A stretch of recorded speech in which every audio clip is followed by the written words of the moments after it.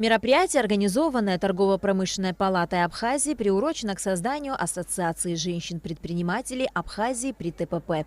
Организация создана в целях реализации гражданских и социально-экономических прав женщин-предпринимателей и активации их участия в жизни общества. Первое мероприятие, которому посвящен сегодняшний прием, это же, конечно, создание Ассоциации женщин-предпринимателей, целью которой является прежде всего это реализация гражданских и социально-экономических прав женщин-предпринимателей, их активное участие в условиях жизни общества. Председателем организации избрана Амра Ануа, гендиректор пивоваренного завода «Сухумский». Ее кандидатура была единогласно поддержана всеми бизнес-леди. Это является еще одним доказательством того, что абхазские женщины-предпринимательницы прекрасно справляются со своими обязанностями, в том числе и на руководящих должностях.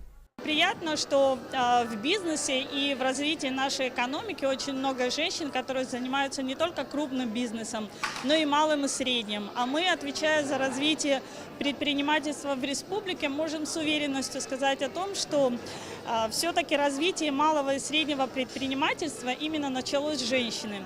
Мы прекрасно помним и в годы войны, то есть это не понаслышкам, по рассказам от наших близких и родных, какую роль сыграли наши женщины в дни войны, когда они вместе наряду с мужчинами находились под вражескими пулями на боевых позициях. Мы помним послевоенную блокаду, когда наши дорогие женщины взвалили на себя такую финансовую ответственность перед своей семьей. Сегодня в сфере предпринимательства можно увидеть много женщин, успешно занимающихся крупным бизнесом. Есть женщины, занимающие министерские посты, проявляющие себя в политической жизни страны и в целом приносящие пользу своей родине.